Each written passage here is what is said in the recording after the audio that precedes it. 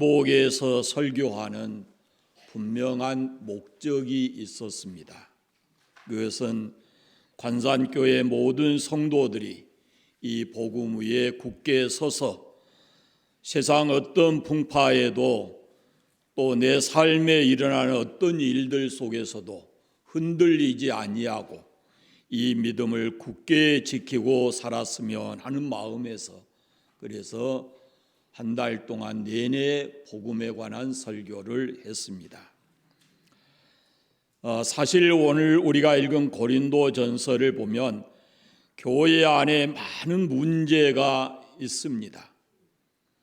사실 현대 교회 안에도 많은 문제들이 있습니다.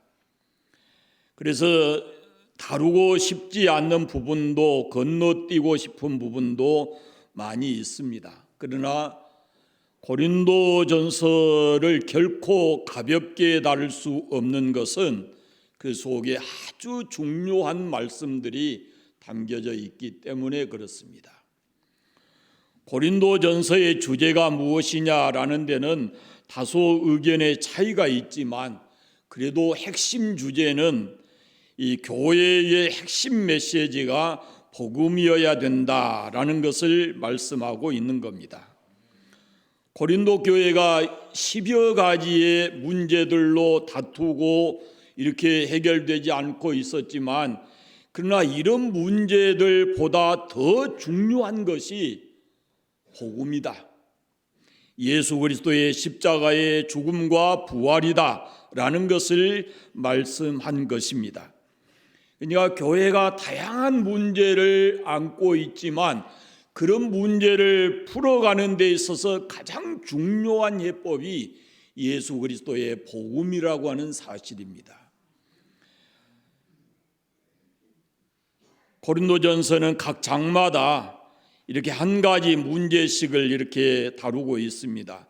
1장부터 보면은 당파 문제로 시작해서 또 11장에 가면은 성찬의 문제, 12장에 성령 은사의 문제, 이런 문제로 계속 중간에도 하나도 빠지지 않아요. 그러나 15장에 와서 보면은 그 핵심 주제를 다루고 있는데 그것이 바로 예수 그리스도의 복음이라는 사실입니다. 오늘 우리가 익히 잘 아는 대로 고린도전서 15장은 부활장입니다. 당시 고린도 교회 안에는 이 부활에 대한 의심을 가지고 있는 사람들이 많았어요. 부활에 대한 논란이 많았어요. 그런데 초대교회 당시 사람들은 세상적 사상과 관념을 가지고 영혼 불멸이라는 그런 헬라 철학과 그리고 부활에 대한 결론 없는 주장들만 이것이 교회 밖에서 교회 안에까지 들어와서 부활에 대한 논쟁이 많았습니다. 세상 사람들은 헬라 철학 사상의 영향을 받아서 그렇다 하더라도 교회 안에 있는 성도들도 이 부활이라는 사실을 학문적으로나 논리적으로 증명할 길이 없고 또 의학적으로나든지 과학적인 어떤 증거도 없기 때문에 막연하게 믿으면 된다라고 생각을 가지고 있었어요. 그러다 보니까 교회 밖의 사람들이 교회 안에 있는 성도들을 향해서 어떻게 말하냐면 학문적으로 경험적으로 사람이 죽었다가 다시 살아날 수 있는 경우는 없기 때문에 부활이라는 것은 기독교가 가지고 있는 헛된 교리일 뿐이다 라고 세상 사람들이 교회를 향해서 말을 한 겁니다. 그러나 오늘 본문에 보면은 고린도전서 15장에서는 부활의 분명한 역사적 사실성을 증명하고 있어요. 그것은 바로 부활을 목격한 사람들이 거기에 쭉 기록되어 있는 것을 보게 됩니다.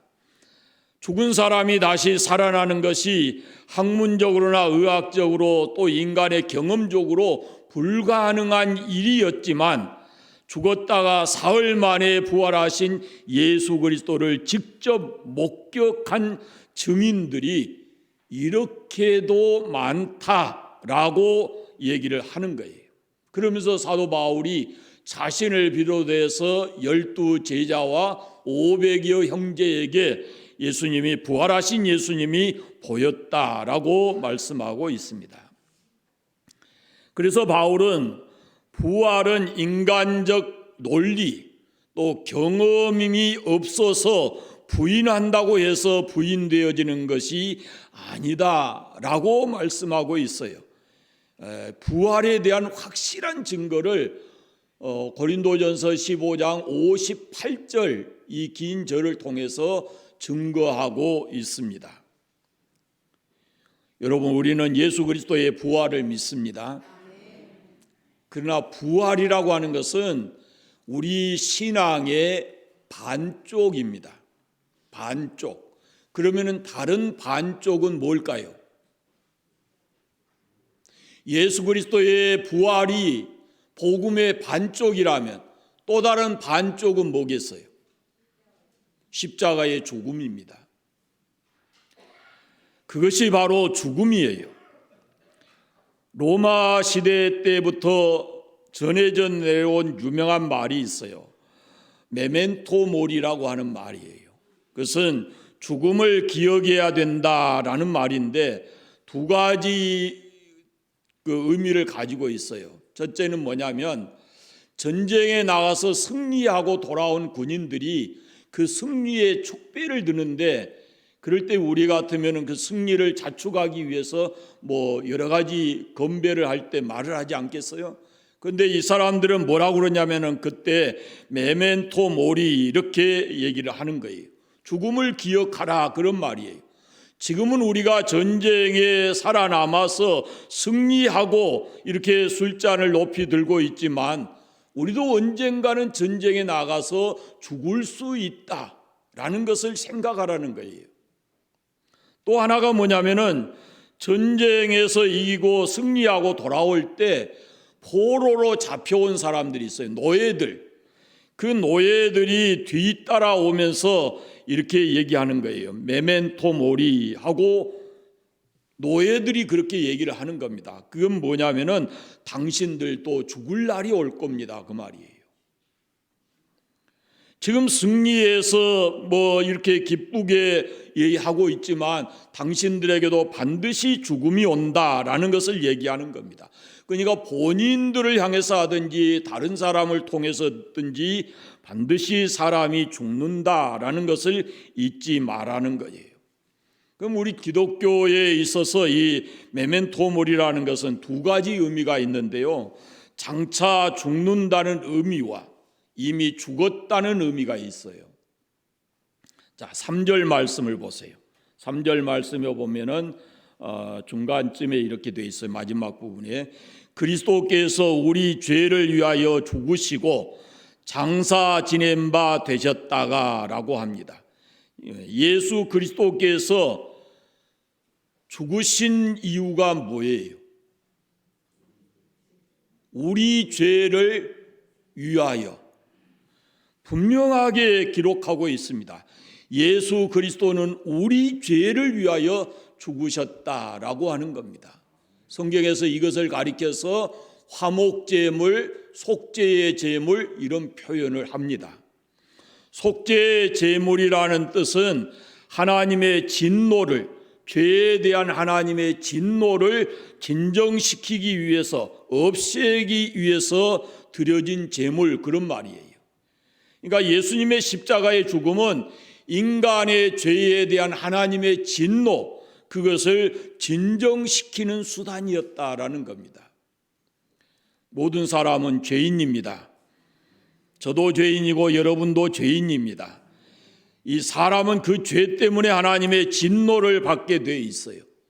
하나님은 죄를 끔찍이도 싫어하시고 죄와 죄인들을 용납하시는 분이 아니에요. 그래서 로마서 1장 8절, 18절 이후에 보면은 인간의 모든 죄를 거기에 들춰내고 하나님이 그걸 통해서 이 경건하지 않는 사람들을 위해서 그 하나님께서 진노하신다라고 말씀하고 있어요. 그래서 하나님의 진노로 인해서, 죄로 인한 하나님의 진노로 인해서 우리의 삶이 비참한 삶을 살게 되는 것이고, 그렇게 살다가 영원한 지옥의 형벌을 받게 될 것이다 라는 겁니다. 그런데 이런 비참한 상황 속에서 우리를 벗어나게 할 수 있는 길이 뭐냐면은 하나님과 화목해지는 거예요. 그래서 예수님이 우리와 하나님, 죄인인 우리와 거룩하신 하나님을 화목하게 만들기 위해서 화목의 제물이 되셨다, 속죄 제물이 되셨다라는 그런 말씀입니다. 복음서에 나타난 예수님의 죽음을 보면 고대와 현대를 막론하고 가장 비참하고 모욕적이고 잔인스럽고 저주스러운 그런 죽음이었어요. 모함에 의한 일방적인 재판과 판결을 했고, 짐승처럼 잡아다가 채찍질하고, 인간이 아닌 것처럼 십자가 짊어지고 벌거벗겨진 채로 십자가에 높이 달려 죽으셨어요. 왜 예수님이 이렇게 죽으셔야 했는가? 그것은 죄 때문에 하나님의 형상을 잃어버린, 하나님의 형상이라는 고귀한 가치를 잃어버린 인간이 마귀의 종노릇하고 어둠의 권세에 갇혀 있고 저주스러운 삶을 살아가고 있는데, 그것으로부터 건져내기 위해서 예수님이 십자가에 죽으셨다라는 겁니다. 그 죄의 값을 대신 치르기 위해서 예수님이 십자가에 죽으신 거예요. 그래서 대속의 죽음, 대속의 제물, 이런 표현을 쓰는 겁니다. 이렇게 예수님의 죽음은 인간의 죄와 그의 형벌, 그리고 율법의 모든 저주, 사망의 권세로부터 우리를 자유하게 하시려고 대신 죽으신 죽음이 바로 십자가의 죽음입니다. 예수 그리스도의 죽음은 더 이상 다른 희생이 필요 없는 죽음이고, 그 죽음으로 인간의 모든 죄는 용서받고 죄로부터 오는 모든 형벌로부터 자유하게 되었습니다.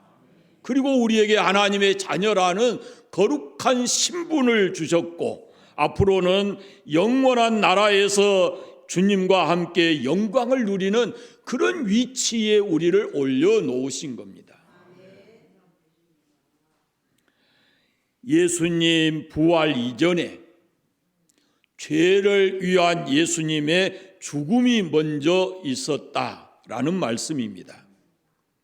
그분은 죄가 없으신 분이죠. 그래서 죄의 값으로 죽을 필요도 없었고, 그리고 그가 가지신 권능은 하늘의 천사들을 동원할 수 있는 그런 권능을 가지셨는데, 죽지 않으셔도 될 수 있는 그런 상황도 있습니다. 그러나 그는 인류의 죄를 대신 지시고 우리의 죄와 죄의 형벌로부터 우리를 자유하게 하시고 하나님의 자녀로 영원한 삶을 살게 하시려고 우리 대신 십자가에 죽으신 것입니다. 여러분, 메멘토 모리, 나의 죄를 위해서 죽으신 예수님의 죽음을 기억하시기를 바랍니다. 하나님의 자녀로서 우리가 이 땅에서 살아가는 모든 삶의 축복들, 우리가 누리고 살아가는 이 모든 은혜들은 예수 그리스도의 죽음 위에서 우리에게 값없이 주어지는 은혜입니다. 그러므로 성도는 나의 죄를 위해서 대신 죽으신 예수님의 죽음을 결코 잊지 않아야 합니다. 그 다음에 또 하나의 메멘토 모리가 있는데, 그것은 우리 자신의 죽음입니다. 우리 자신의 죽음. 에베소서 2장 1절에 보면은 사도 바울이 허물과 죄로 죽었던 너희다 이렇게 표현합니다. 그러니까 우리가 예수 믿어 거듭나기 전에, 예수 믿기 전의 상태는 허물과 죄로 죽은 자였다라는 겁니다. 영적인 의미지만은 그리스도 밖에 있을 때, 그리스도를 믿기 전에 우리의 상태는 죽은 상태였다라는 겁니다. 메멘토 모리, 우리가 이 기억해야 될 것은 우리의 과거는 허물과 죄로 죽어 있었다라는 겁니다. 신앙 안에서 나의 과거를 돌아보게 함으로써 주 안에서 지금의 삶이 우리에게 어떤 의미를 가져오는지, 그것이 우리가 주 안에서 살아가는 이 삶이 얼마나 큰 축복인가를 알게 하고, 그리고 그 은혜를 힘입어서 살아가게 하는 것, 이것이 우리가 예수님 만나기 전에 어떤 상태에 있었는가를 아는 것이 중요한 거죠. 허물과 죄로 죽었던 나를 위해서 예수님이 십자가에 대신 죽으심으로 인해서 우리가 영원한 생명을 얻게 되었습니다. 그 은혜를 알아야 우리가 매 순간마다 감사하고, 그리고 그렇게 해서 우리에게 주신 그 영원한 생명을 가지고 하나님의 나라에서 영원히 살아갈 수 있다고 하는 그런 소망을 우리가 가지고 살아가게 되는 것입니다. 죄와 허물로 죽은 나, 그리고 나 대신 죽으신 예수 그리스도의 죽음, 그걸 통해서 나에게 주어지는 축복, 이것을 우리가 깨닫고 살아야 합니다. 그것이 예수 믿는 사람들의 삶의 바탕에 깔려져 있어야 돼요. 그것이 복음의 힘입니다. 그 다음에 한쪽에 예수 그리스도의 십자가의 죽음이 있으면, 그 다음에 한쪽에는 예수 그리스도의 부활이 있습니다. 죽은 자 가운데서 다시 살아나셨어요. 이 고대로부터 인류는 영혼 불멸에 대한 그런 신앙을 가지고 있었어요. 그러나 예수 그리스도를 믿는 신앙의 사람들은 이 막연한 영혼 불멸의 신앙이 아니라 확실한 신앙을, 부활의 신앙을 가져야 돼요.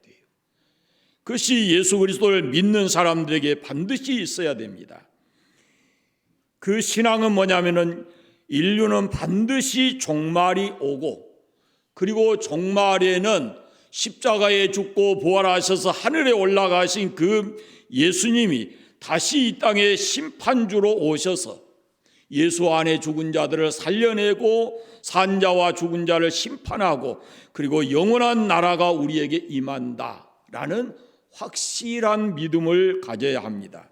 그때 의로운 자는 생명의 부활을 하고 불의한 자는 심판의 부활을 받는다 그랬어요.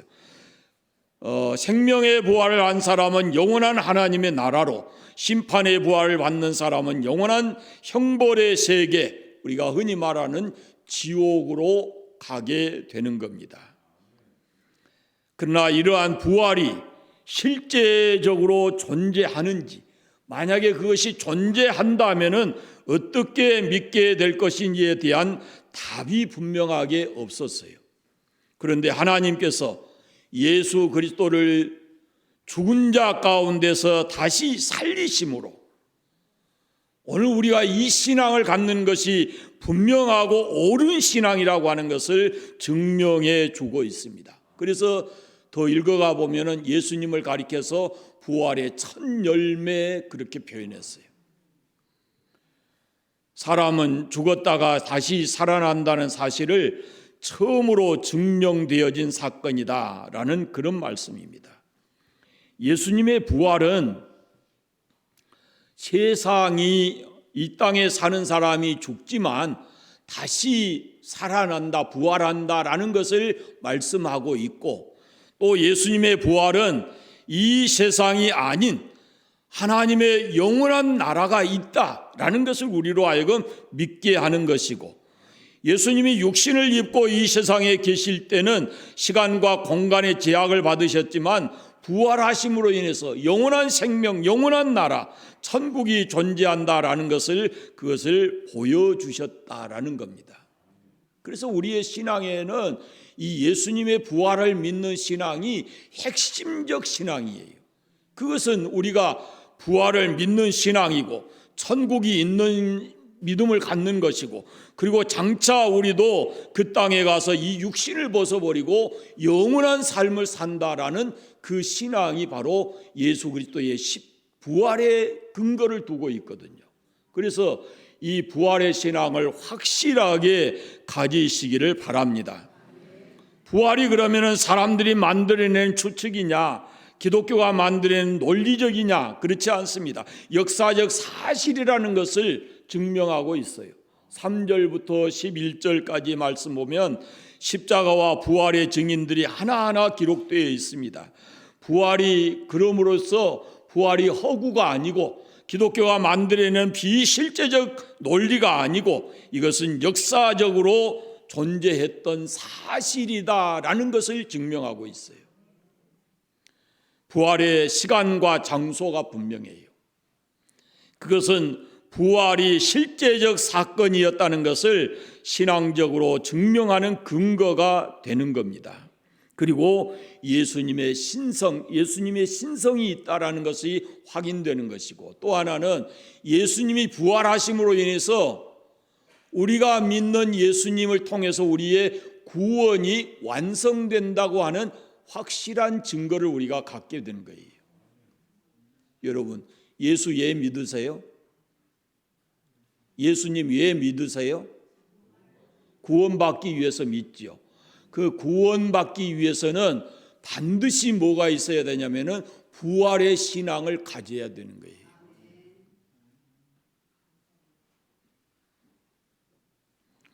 (12절부터) (19절까지는) 부활이 없다고 주장하는 사람들에게 부활의 실제성에 대한 그런 변론을 하고 있는 겁니다. 말씀드린 대로 초대교회 당시에 부활에 대한 논쟁이 굉장히 많았는데 바울이 분명하게 말합니다. 예수님의 부활은 분명해서 어느 누구도 이 사실에 대해서 부인할 수 있는 사람이 없다라고 말하고 있습니다. 부활이 그만큼 확실하다라는 말씀입니다. 예수 믿는 사람은 주 안에서, 예수 믿다가 우리가 다 이 세상에서 죽는데, 예수 믿는 사람은 주 안에서 죽은 사람들은 장차 주님이 다시 오실 때 부활할 줄로 믿습니다. 데살로니가서에 무덤이 열리고 먼저 일어나고 이런 표현들을 하거든요. 자, 주님이 오시기까지, 주님이 다시 오실 때까지 우리는 육체적 죽음을 계속 만나게 됩니다. 예수 믿는 우리도 죽습니다. 그래서 이 우리 속에 있는 두려움과 공포가 뭐냐면은 죽음입니다. 죽음에 대한 두려움과 공포가 있지만, 그러나 주 안에서 죽은 자들은 주님과 함께 생명의 부활을 할 줄로 믿습니다. 그럼 지금 살아가는 우리는 어떤 모습인가? 라는 걸 보면은 바울이 갈라디아 교회에 편지할 때 예수 그리스도를 믿는, 십자가의 죽음과 부활을 믿는 이 현재 성도들의 모습을 이렇게 표현했어요. 내가 그리스도와 함께 십자가에 못 박혔나니 그런즉 이제는 내가 사는 것이 아니요 오직 내 안에 그리스도께서 사신 것이다. 무슨 말씀이에요? 예수를 구주로 믿는 우리 안에 그리스도가 계신다, 그런 말이에요. 내 안에 계신 그리스도는 나를 위해서 십자가에 죽으시고 사흘 만에 부활하신 부활의 주님이십니다. 그 주님을, 나를 위해서 자신의 생명을 주고 나에게 구원을 주신 그 주님께서 부활하신 모습으로 내 안에 계신다라고 말씀하고 있는 겁니다. 그러면 어때야 되느냐? 우리가 나를 위해서 죽고 부활하신 예수님을 내 안에 모시고 우리가 영원한 천국을 바라보고 사는데 현재의 삶을 어떻게 살아야 되냐라는 답이 나오거든요. 그게 뭐냐면은 죄로 인해서 우리에게 주어지는 어떤 삶의 문제들, 그것 때문에 낭망하고 죄의 결과인 죽음을 결코 두려워하지 말고 당당하게 죽음과 맞서 살고 영원한 소망을 가지고 세상을 살아가야 된다라는 말씀입니다. 그것이 부활을 믿는 신앙인들의 가져야 될 삶의 태도다라고 말씀이에요. 자, 1절 말씀을 보십시오. 같이 읽어보겠습니다. 형제들아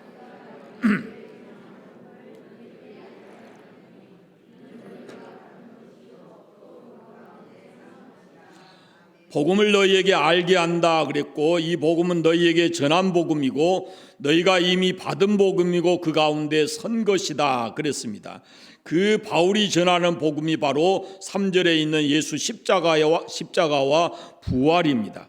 십자가와 부활의 신앙 앞에서는 교회 안에 있는 당파 문제를 비롯해서 모든 문제보다 이 교회가 가지고 있는 최고의 메시지 핵심이라는 것이 바로 예수님의 십자가의 죽음과 부활의 복음이라고 하는 사실입니다.